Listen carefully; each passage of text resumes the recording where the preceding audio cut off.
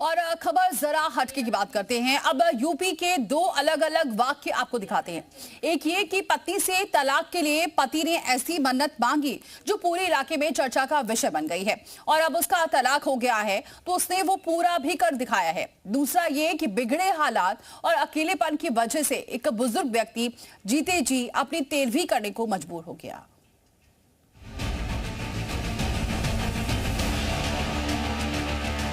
ये लड्डू खुशी के लिए नहीं, भावुकता में बनाए जा रहे हैं।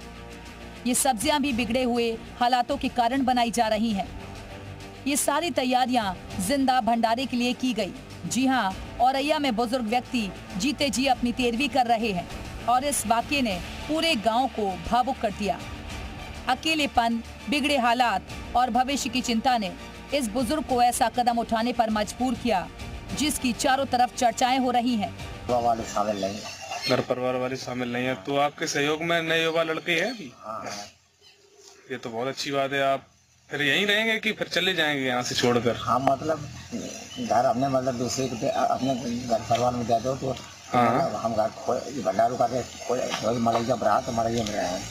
दरअसल 3 भाइयों में सबसे बड़े राकेश के छोटे भाई चंद्रपाल यादव की बीमारी के चलते मौत हो चुकी है। दूसरे भाई नरेश यादव की हत्या कर दी गई थी और न ही तीनों भाइयों की शादी हुई थी। और इन घटनाओं के बाद अब इनके जीवन में अकेलेपन के अलावा कुछ नहीं बचा, जिसकी वजह से वो अब परेशान है। उनका कहना है कि उम्र के इस पड़ाव पर ना तो कोई अपना साथ है और ना ही भविष्य में उनके अंतिम संस्कार या तेरहवीं करने वाला कोई सहारा। यही चिंता धीरे धीरे उनके भीतर गहराती गई और उन्होंने अपना 13वीं भोज कराने का कदम उठाया। राकेश का कहना है कि उन्होंने अपना पैतृक घर भी एक रिश्तेदार को दान कर दिया। मतलब राजी में दे दें। अच्छा, मतलब कोई जबरदस्ती नहीं था। आपने मतलब व्यवहार में दे दिया है। बहुत अच्छा काम किया आपने। हाँ, वे हमारे खाने मतलब नहीं आए। अच्छा, मतलब हमने जवारे बवाए। हाँ, मतलब भीड़ थी बहुत, मतलब 8 ट्रैक्टर गए थे महामारी मेला में। हाँ। इसका नाम भी जिंदा भंडारा रखा गया है, जिसके कार्ड लोगों में बांटे गए। करीब 2000 लोगों को निमंत्रण दिया। बाकायदा इसमें यह भी लिखा है कि मुझे तो अपनों ने लूटा, गैरों में कहाँ दम था, मेरी कश्ती वहाँ डूबी जहाँ पानी कम था। ये शब्द इस बुजुर्ग की दास्तां को बयां कर रहे हैं। अब जरा बस्ती की एक कहानी आप देखिए, जहाँ एक पति ने अपनी पत्नी से छुटकारा पाने के लिए देवी माँ से मन्नत मांगी, जो अब पूरी हुई तो उसने अपने संकल्प को निभाकर सबको हैरान कर दिया।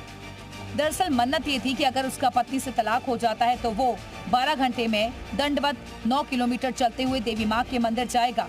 और अब 2026 में उसका तलाक हुआ तो वो 12 घंटे में दंडवत 9 किलोमीटर चलते हुए भानपुर स्थित देवी माँ के मंदिर पहुँचा।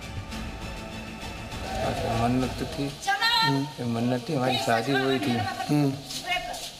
हमारी घरवाली बहुत मतलब परेशान करती थी, इसलिए उसकी मतलब उससे छुटकारा पाने के लिए मैंने मन्नत मांगी थी।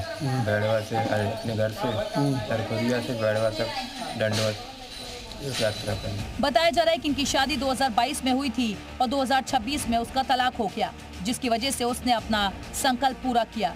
इसे पूरा करने के लिए उसने बाकायदा प्रशासन से अनुमति भी ली और प्रशासन ने उसकी सुरक्षा को ध्यान में रखते हुए 2 पुलिसकर्मियों की भी तैनाती की, जो पूरी यात्रा के दौरान उसके साथ मौजूद रहे। शख्स ने मंदिर पहुंचकर पूजा की और प्रसाद चढ़ाकर आशीर्वाद भी लिया। इस वाक्य की पूरे इलाके में खूब चर्चा हो रही है। बस्ती से राघवेंद्र सिंह और औरैया से राघव श्रीवास्तव, जी मीडिया।